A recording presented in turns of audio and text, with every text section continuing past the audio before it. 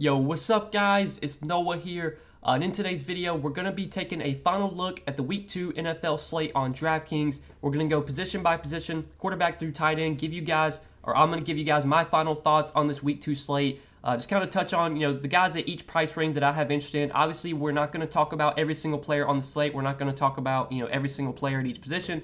Just really want to hit on the core options, the core guys that I'm kind of looking to build around in like the top tier, the mid-range, and then if there's like any value at each position, I'll try and touch on that as well. But before we do get started with the breakdown, as always, I would appreciate it if you guys would click that like button down below. Be sure to click that subscribe button as well if you are new here. I know, since it's NFL season, we have had a lot of new faces come to the channel. I do appreciate all you guys clicking on the video. If you are new here, make sure to click that subscribe button. I try and upload as much NFL content to this channel as I can. Right now I'm trying to get up videos just about every single day, whether that's covering, the showdown slates or the main slate. I'm trying to just get up as much content as I can for you guys. So if you enjoy the videos, click that subscribe button, click the like button. Also, make sure to comment down below. Let me know some of your favorite plays for this Week 2 slate, or if you just want to give any feedback on the videos, I appreciate that as well. I'm trying to, always read the comments, always reply to everyone's comments. So yeah, make sure to comment down below, give any feedback, or let me know some of your favorite plays for this Week 2 slate. But let's go ahead and start off at quarterback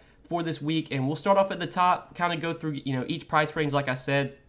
So you got Kyler Murray as the most expensive quarterback this week. Kyler Murray was my favorite pay-up option last week.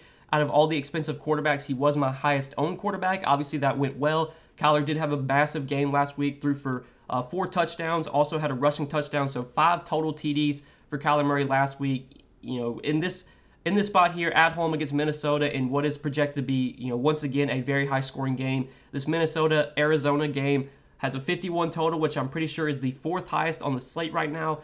Kyler's a good play once again. I don't need to tell you that. At $8,200, he is pretty expensive. You are going to have to pay a pretty penny for him, but there is plenty of value.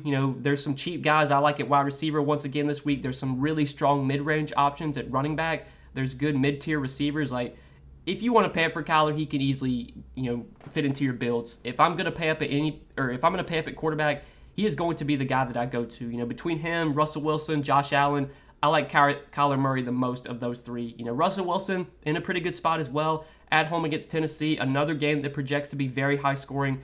This Tennessee-Seattle game, 53.5 total, which is the 2nd highest on the slate, only behind Dallas and the Chargers. So good spot for Russell Wilson. Josh Allen, on the road against Miami, I'm fine going to Josh Allen. He's always a playable option, but I don't think he's going to be a part of my core this week. Like, I don't like his stacking options as much as I do, Kyler Murray's stacking options as much as I like Russell Wilson's stacking options, especially because there's some, plays on the other side of those games that I have interest in, whereas on Miami, I don't see too much I really like on Miami this week. So Josh Allen, not as interested in out of the top tier. Kyler and Russell Wilson are my 2 favorite guys there, with Kyler being number 1 for me. But then getting down to like the 6K range, these mid-range quarterbacks, for me, the 2 guys I'm most interested in here are Dak Prescott and Justin Herbert. So this Chargers and Cowboys game, like I said, has the highest total on the slate right now, 54.5. It opened at 52. It's been bet up to 54.5. We're expecting a lot of points scored here. Dak Prescott in what should be a very pass-heavy Cowboys offense, threw the ball 58 times in Week 1. I don't think he's going to throw the ball that much this week, but if the Cowboys get down, if the Chargers get an early lead, I mean, we could see Dak throw the ball 50 times once again. Like, I think this Cowboys team is going to pass the ball a ton. At 6,800, Dak has a ton of upside. He showed that in Week 1. I think he has another big game this week in what is a really good game environment and what is projected to be a high-scoring game. And, CeeDee Lamb, Amari Cooper both look like really good receiver options this week. You can definitely stack those guys up with Dak Prescott. Those two receivers should be the main targets for Dak Prescott, especially with Michael Gallup out this week. So, yeah, really like Dak Prescott in the mid-range. Really like Justin Herbert as well. I think Justin Herbert might be my favorite quarterback overall this week. I'm hoping that since he didn't have that good of a game in Week 1, maybe his ownership doesn't come in that high. I mean, quarterback ownership usually gets spread around anyway. Right now, the projections that I'm looking at have Justin Herbert projected for 15% ownership, which feels about right. Like I said, quarterback ownership tends to be spread out. Rarely do you see quarterbacks be 35, 40% owned. Obviously, there's not going to be any quarterback that's that popular this week. But 6,700 at home against the Cowboys. Great spot here for Justin Herbert. Again, projected to be a very high-scoring game, projected to be a shootout.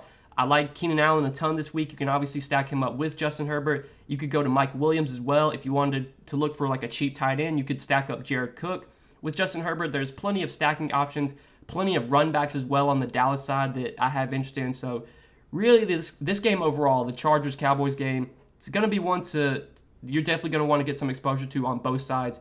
Justin Herbert, Dak Prescott, for sure my two favorite mid-range quarterbacks this week.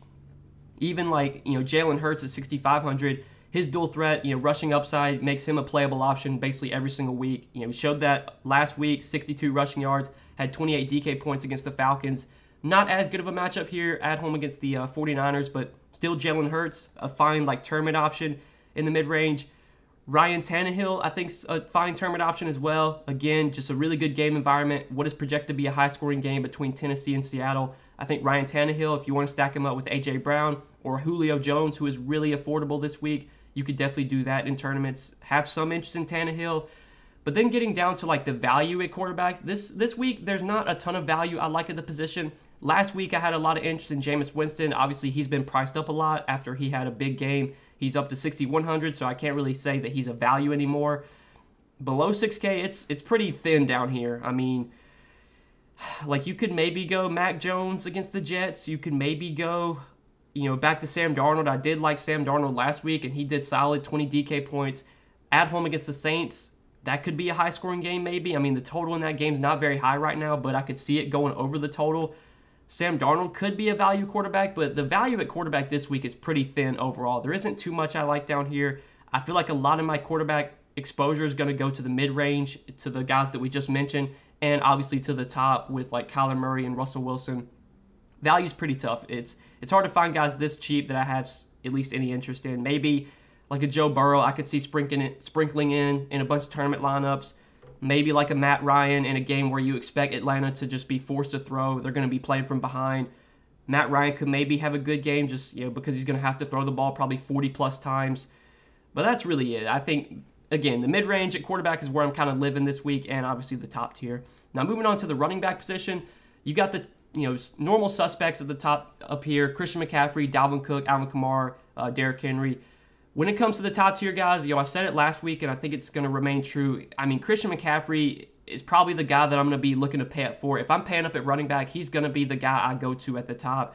Last week he didn't even have that good of a game in terms of like touchdowns. Like he didn't score a touchdown last week. He wasn't that efficient on the ground. Only averaged 4.7 yards per carry, but the workload was massive, as we would expect. He got 30 total touches, 21 carries for 98 yards. Also had 9 catches for 89 yards. Again, did not score a touchdown. If he scores a touchdown last week, he's probably going to finish with 35 DK points. He was also 2 yards shy of the 100-yard bonus. So if he gets 2 extra yards, gets the 100-yard bonus and a touchdown, I mean, there was a possibility that Christian McCaffrey could have scored 40 DK points last week. Now, the matchup this week against the Saints is pretty tough. I think the Saints are going to be a very good run defense. They've always been a pretty good run defense. It's going to be a tough matchup, but Christian McCaffrey is matchup proof. I don't care who he's going up against. He's my top option at the top of the running back position basically every single week. Now, Dalvin Cook, I do have some interest in just, in lineups where maybe I'm stacking up Kyler Murray and his receivers. I think using Dalvin Cook as a run back in Kyler Murray stacks makes a lot of sense. Kamara, Derrick Henry, I'd probably just be using those guys as stacks. I think if I'm playing one single entry lineup or like cash games, I would probably want to be building around Christian McCaffrey.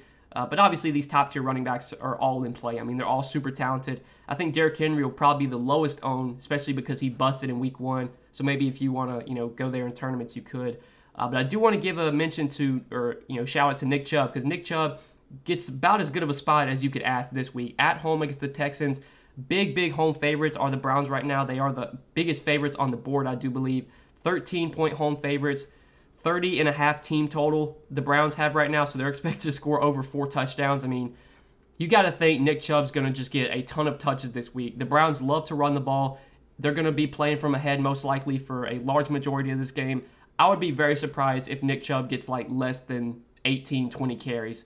The only issue I have rostering Nick Chubb, especially on DraftKings, is that he doesn't get the usage in the passing game that we would like. With DraftKings being full PPR scoring, you want to try and roster running backs that get usage in the passing game. Nick Chubb, obviously, his pass game usage is not what we would want, but the matchup's so good. I expect this Houston team to be terrible against the run this season. This is definitely a spot where we could see Nick Chubb run for 130 yards and 2 touchdowns and easily score, 30-plus DK points. So I do have some interest in Nick Chubb at that top tier, but the mid-range at running back this week is super, super strong. I think this is where a lot of ownership's going to go, but for good reason. Basically, from Najee Harris down to Chris Carson, Najee Harris, Ezekiel Elliott, David Montgomery, Chris Carson, all 4 of these guys are underpriced this week. Najee Harris busted last week, but he played every single snap, and that's really all that matters to me. He was on the field for every single snap, got 17 touches. Matchup this week is much better at home against the Raiders. We saw the Raiders just get torched on the ground Monday night against the Ravens. Tyson Williams had a big game. Lamar ran for a ton of yards against the Raiders. This Raiders defense, their run defense, I think is going to be one we probably attack this year. So far, they've allowed 189 rushing yards per game through obviously 1 week, but that is the most on the season so far, through week 1. So Najee Harris, if he's going to be an every down back at 6,300, really, really like Najee Harris. Zeke, another guy, every down back, basically, he played over 80% of the snaps, I'm pretty sure, or close to it. Yeah, 84% of the snaps for Ezekiel Elliott in week 1. Only got 13 touches, was not very efficient, but that was a brutal matchup against Tampa Bay. Tampa Bay has a really good run defense. Matchup this week, I would say, is a little bit better. The Chargers also have a pretty stout defense, but this is just a game environment we're going to want to get exposure to. It's projected to be a shootout. Even if the Cowboys get from behind, or if they start playing from behind, they'll involve Zeke in the passing game. We know Zeke will get some targets. We know he's going to be the goal line back. 6,200 for a workhorse running back. Again, very cheap. I like Ezekiel Elliott a lot this week. He's way too cheap in my opinion. David Montgomery, another workhorse running back, 17 touches last week. He played probably, I think, 80% of the snaps last week, if I'm not mistaken. I'm going to pull that up real quick just to confirm. David Montgomery played, not as much. So he only played 41 snaps. He only played 59% of the snaps last week, but he still got 17 touches. So basically when he was out there, he was heavily involved in the offense. I would assume that, that snaps percentage is probably going to go up this week, but he's a workhorse running back in a great matchup at home against Cincinnati. 6,100 for David Montgomery. Again, too cheap in my opinion. And then lastly, Chris Carson. Great game environment at home against Tennessee. We already talked about this game as being a game that, has a very high implied total. 53.5 implied points expected for this game, which is the second highest on the slate. Chris Carson, another workhorse running back, 19 touches last week. Didn't have that great a game overall when you look at the box score, but the volume was there, the usage was there. The price tag is still pretty low on Chris Carson. I have a lot of interest in him as well. So Ezekiel Elliott, Najee Harris, David Montgomery, Chris Carson, all 4 of those guys in that 6K range are very, very underpriced this week. I think you can make some very good lineups if you want to play 2 of these 4 guys, or if you want to play all 3 of the 4. You could obviously use 1 in the flex. You can make some very good lineups with these mid-range running backs. So I do like Najee Harris, Zeke, Montgomery, Carson, those 4 guys. A lot of interest in at the mid-range. But then getting down to this 5K tier, the one guy I do want to mention here is Darrell Henderson. He was another kind of workhorse running back in week 1. Got 17 touches. I'm pretty sure he played the second highest amount of snaps out of any running back, only behind Najee Harris. Najee Harris played every single snap in week 1, and I think Darrell Henderson, let me see, he played 94% of the snaps in week 1. So Darrell Henderson was close to an every down, or basically every snap running back in week 1. Could that come down a little bit this week? Possibly, but if he's going to be involved that much on a weekly basis, 5,700 probably projects to see close to 20 touches. Does get a little bit of pass game usage. I have a lot of interest in Darrell Henderson at 5,700. Just the volume alone, I think, is going to make him a viable option every week, especially while he's 5,700. I don't think he's going to remain this price tag for very long. But after that, it gets pretty thin. There's not too much value I like at running back this week. Eli Mitchell at 5K, I think is going to get some ownership. The only concern I have with Eli Mitchell, obviously with Raheem Mostert out, he should be the starter for this week 2 game, but he didn't get any usage in the pass game last week. He was just really efficient on the ground. Got 19 carries, rushed for 104 yards and a touchdown. That matchup was a lot easier than this one. Obviously, he got to face the Lions last week. This matchup against the Eagles, not as easy. So a little bit worried about Eli Mitchell. The zero involvement in the pass game is definitely a concern. We also know that the 49ers like to involve a bunch of running backs. They still have JaMycal Hasty, who's probably going to get some touches.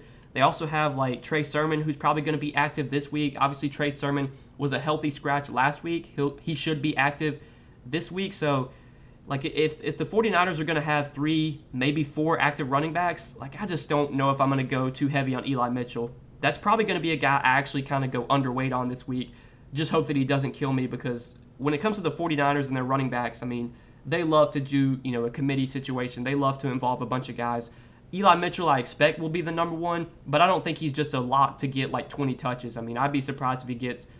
He's probably going to get like 12 to 15. I think that's probably what most projections are going to have him at. So Eli Mitchell at 5K is in play, but I don't feel great about him. He's probably going to be someone I go underweight on in my tournament lineups. But that probably does it for the running back position. There really isn't any value this week that I love at running back. So I think we can go ahead and move on to wide receivers. So at wide receiver, you got the top tier guys that you expect to have up here every single week. DeAndre Hopkins, Steph Diggs, DK Metcalf.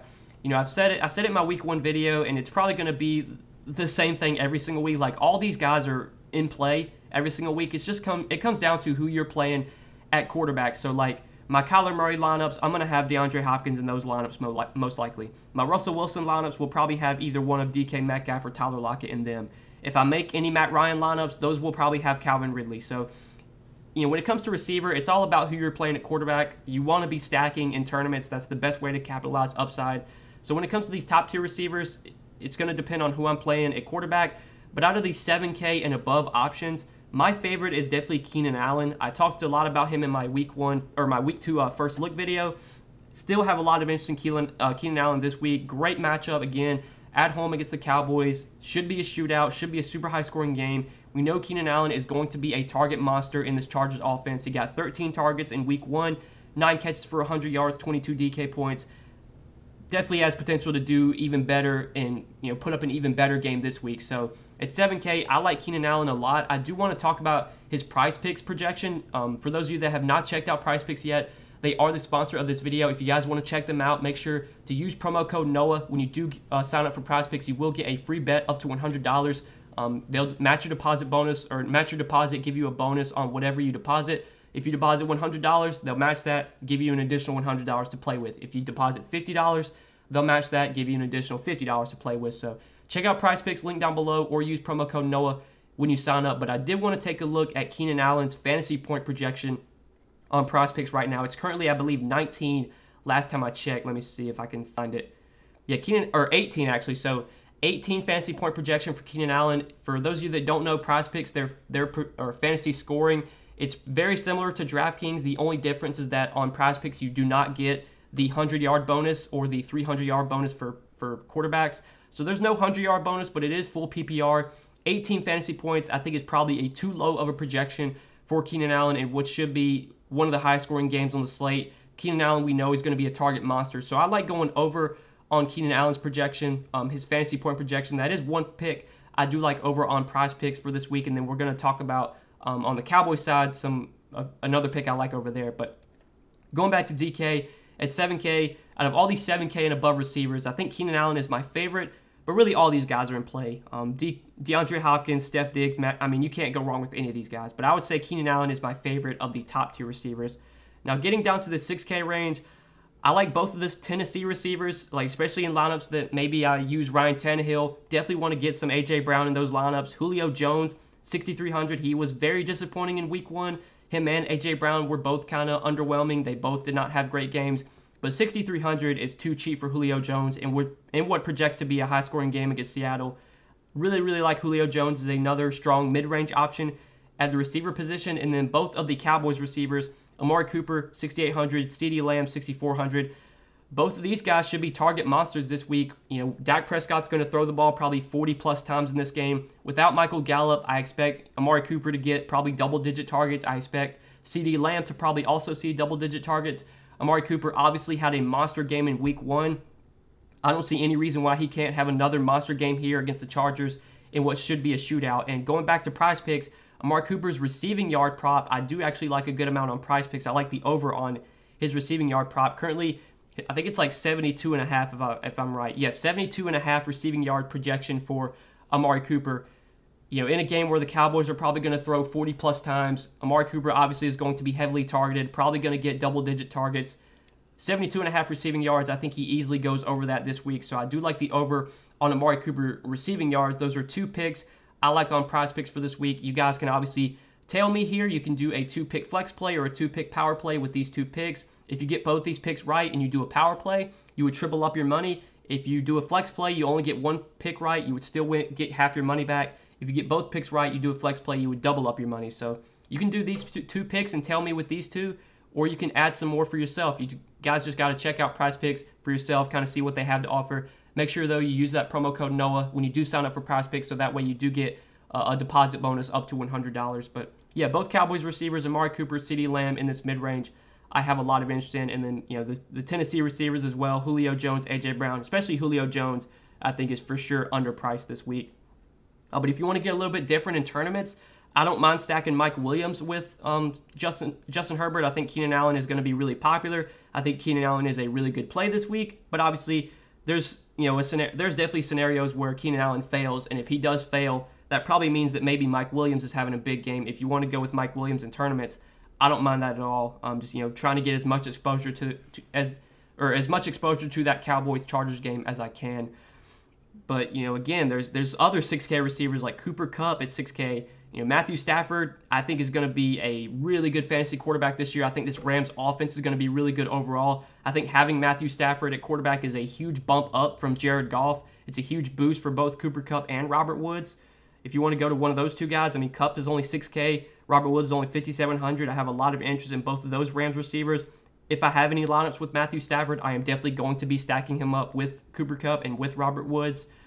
But then, like the 5K Ranger receiver, there isn't too much that stands out here. Like Corey Davis, he had a really good week 1 performance. I think he is going to be a target monster this season. I think he's going to be a guy that gets close to double-digit targets on a weekly basis. He should be the alpha #1 receiver for the Jets this year. The matchup against the Patriots is not ideal, and the game environment is pretty bad. Like right now, this Patriots-Jets game has the lowest total on the slate. I don't think this is going to be a game we really load up on. I don't think this is going to be a game we want to get a ton of exposure to. But Corey Davis should see close to 10 targets, 5,300. Definitely in play for me. With Jerry Jeudy out, I think Courtland Sutton, Tim Patrick, both those guys benefit a little bit. Courtland Sutton, 5,200. Tim Patrick's 4,600. They make some sense as cheaper receiver options. But then if we're looking for value at wide receiver, I mean, there isn't too much that stands out. Like in the 4K range, Michael Pittman was kind of a popular bust in week 1. He did get some ownership in week 1. I think with T.Y. Hilton on IR that Michael Pittman, is going to be an every down receiver, and he pretty much was an every down receiver in week 1. Let me check that. I'm pretty sure he played like over 90% of the snaps. Yeah, Michael Pittman played, 97% of the snaps in week 1. So he was basically out there for every single snap. Was only targeted 4 times, but for 4,300, Michael Pittman as a cheap receiver option, I do have interest in, especially with Zach Pascal. With Zach Pascal having the better game in week 1, like people just love to do whatever happened in week 1. So I think people are going to roster Zach Pascal more than they roster Michael Pittman. But in my opinion, Michael Pittman is the Colts receiver that we want to have in our lineups right now while T.Y. Hilton's out. I think Michael Pittman's the #1 at 4,300. I do like him as a value receiver if you want to go a little bit contrarian. I don't think he's going to get much ownership, but still do have interest in him. Marquez Callaway was a chalk bust in week 1. He's automatically going to be low owned this week. If you want to play Marquez Callaway, if you want to go back to that well, I have some interest in him at 4,200. Even though he didn't have a good game, he was still an every down receiver. Pretty sure he played like over 90% of the snaps last week for the Saints. Yeah, 84% of the snaps for Marquez Callaway. Again, he busted as chalk. That's automatically going to make him lower owned this week. Definitely have some interest in going back to him in tournaments. But then if we're looking 4K and below for punt receiver options, Rondale Moore, I did like a little bit last week. He was stone minimum 3K. He had a solid game, was targeted 5 times, 4 catches for 68 yards. Another good game environment, another good matchup here against Minnesota in what projects to be a high-scoring game. Still somewhat cheap at 4K. If you want to go to Rondale Moore, I think he's a fine value. But the one punt option I do really like at receiver, just going back to that Chargers-Cowboys game, Cedrick Wilson, 3,100. I mentioned him in my first look video. He is very affordable this week. He should step in as the #3 receiver with Michael Gallup out. They've already said that Cedrick Wilson's going to be the guy that kind of replaces Michael Gallup. Obviously, Cedrick Wilson was not involved that much in week 1, but we can't really look too much into that because, Michael Gallup played a decent amount of that game before he got injured. Wilson only played 41% of the snaps in week 1, but I would expect his snap share, greatly increases this week. At 3,100, it's going to be really hard for him to kill your lineups at this price point. Like, even if Cedrick Wilson has a bad game and gets like 4 catches for 40 yards, 8 DraftKings points. I mean, 8 DraftKings points, obviously that's not ideal. You don't want 8 DraftKings points, but that's not going to just tank your lineup. I think Cedrick Wilson's a pretty good cash game receiver. If you need to go cheap at receiver, I think he makes a lot of sense in cash. In tournaments, I like stacking him up with Dak Prescott, or even, you know, in my Justin Herbert, Keenan Allen lineups, run it back with Cedrick Wilson. I don't think he's going to be that popular. At the ownership projections I'm looking at right now, have him very low owned. Let me see. Last time I checked, he was like coming in at 3% projected ownership. I think that's still true as well. Yeah, 3.5 projected ownership for Cedrick Wilson. So he's not going to get much ownership at all. We'll have to see if that changes from now till Sunday. But at 3,100, if I'm going cheap at receiver, I do have interest in Cedrick Wilson in what should be a high-scoring game, playing for a explosive Cowboys offense that is going to be very pass-heavy. There's plenty of upside for Cedrick Wilson this week. With Michael Gallup out, he should get more opportunity, and it's super, super cheap. So did want to mention him as a punt option at receiver. But I think that does it for the receiver position. We can go ahead and move on to tight end, break down the tight end position real quick before we do end the video. So at the top of the tight end position, you got Darren Waller, 7,600. Going to be tough to play Darren Waller like in cash games this week. I don't think he's going to be someone I really jam in at the top. It's 7,600 is a lot to pay at the tight end position. Obviously, Darren Waller he's not a tight end. I mean, he's a wide receiver 1 pretty much. He got 19 targets in week 1. He is going to be a target monster. It's very likely that he ends the season as the most targeted tight end, between him or Travis Kelce. I'd be surprised if it's not Darren Waller who out-targets Travis Kelce this year. There's a possibility that Darren Waller ends the season as the #1 tight end overall. I mean, he's going to be a monster when it comes to just upside, when it comes to safety. He's going to be super safe on a weekly basis. But 7,600 is a very hefty price point. It's a tough matchup against the Steelers. I mean, obviously Darren Waller is in play, but I don't think, if I'm playing one lineup this week, it's going to be really hard to pay for Darren Waller, especially when I have, interest in some of these expensive quarterbacks, some of these mid-tier and expensive running backs I want to get in. We can't pay up at every single position. Tight end is normally a position I think you can find some value. That's what I'm going to be looking to. Darren Waller, George Kittle in play every single week, but going to be tough to pay up for those guys. I think I'm going to be looking to go a little bit cheaper at tight end. Kyle Pitts was a very popular bust in week 1. Him, Marquez Callaway, these guys busted, but I'm fine going right back to him. The usage was there for Kyle Pitts. He led the team with 8 targets. Him and Calvin Ridley both had 8 targets in week 1. He played a good amount of the snaps as well. I think he was on the field for over 70% of the snaps, if I do believe. Let me check that real quick just to confirm. Don't want to give any false information. Yeah, Kyle Pitts played 68% of their week 1 snaps. Again, had 8 targets, which was tied for the team lead. 5,200 in a game where we expect the Falcons to be playing from behind, in a game where we expect the Falcons to be forced to throw a ton. Kyle Pitts could easily see 8-10 targets this week, and at 5,200, I still do have interest in him as a cheaper tight end. Gronk, he was a really kind of surprise in week 1. Really big surprise. 8 catches, 90 yards, 2 touchdowns, had a massive game. It's a good matchup this week, good game environment. Right now the Bucs have like the highest team total on the slate. They're expected to score a ton of points this week. I'm fine just kind of fading Gronk though. I think he is going to be a little bit over-owned this week because he did so well in week 1. But Gronk is just, at this point in his career, he's a touchdown or bust kind of guy. I've said that before. If Gronk doesn't catch multiple touchdowns, normally he's not going to tank your, he's not going to be a guy you have to have. Obviously, on that showdown slate, you had to have him. He had a massive game. I'm fine just avoiding him this week and hope that he doesn't score multiple touchdowns again, because if he doesn't score multiple touchdowns, he's probably going to finish with 5 catches for 50 yards and obviously 10 DraftKings points. Not ideal, especially if he's going to be popular. I'm fine just going a little bit cheaper, playing some other guys that project just as good as Gronk and are going to come in way lower owned. Like Dallas Goedert, I have some interest in, especially if Zach Ertz misses. Zach Ertz, will have to keep an eye on his status. This is a pretty important injury we're going to need to monitor. I assume Zach Ertz will play, but if he doesn't, that's a huge boost to Dallas Goedert. Goedert would become a really good option in that mid-range. Noah Fant at 4,200, got 8 targets in week 1. He should be a pretty consistent, target guy for Teddy Bridgewater. I think Bridgewater is going to be looking to Fant a lot this season, especially with Jerry Jeudy out. There's going to be more targets available for someone like Noah Fant. So at 4,200 as a value tight end, I like Noah Fant a lot. Tyler Higbee, his usage was great in week 1. 6 targets, played almost every single snap, I do believe. I think he actually did play every single snap. Let me check that real quick. Yeah, Higbee played every single snap in week 1. Got 6 targets, 4,100. in what should be a good Rams offense with Matthew Stafford at quarterback. This Rams team should be very, very efficient this year. They should be much better, in terms of putting up points than they were last year. I think, getting Matthew Stafford over Jared Goff is a huge boost for this Rams offense. So 4,100 for Tyler Higbee. If he's going to be an every down tight end, I mean, I'm fine rostering him at this cheap price point. Another value that I'm looking to at the position, and then, getting 4K and below. We talked about Jared Cook. If you want to stack him up with Justin Herbert to get a little bit different, I don't mind that at all. He got 8 targets in week 1. He should be I would say he's going to be their #1 tight end this season with Hunter Henry no longer on the team. Jared Cook's going to probably be a guy that consistently gets 6 to 8 targets on a weekly basis at 3,900 and what projects to be a high-scoring game. Jared Cook is in play for me for sure as a value tight end. But then, there's a few other guys down here that are definitely playable. Gerald Everett against Tennessee, another game that projects to be high-scoring. Gerald Everett scored a touchdown week 1, 3,600. You could definitely go back to him. I don't mind him as a cheaper tight end option.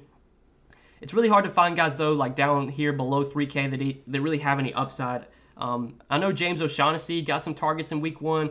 He got 8 targets. I think he did play a good amount of the snaps as well. Let me see. Yeah, James O'Shaughnessy played 80% of the snaps in week 1. Got 8 targets, 2,700. I guess you could go there if you're looking to punt tight end. Normally, most of these punt tight ends don't really give you a ton of upside. You're going to basically hope they score a touchdown. But if you really need to save salary, I guess I don't mind going to James O'Shaughnessy as a punt tight end.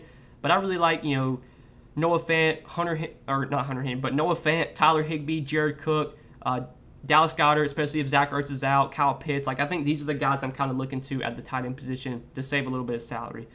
But yeah, guys, that does it for tight end, and I think that does it for pretty much every position.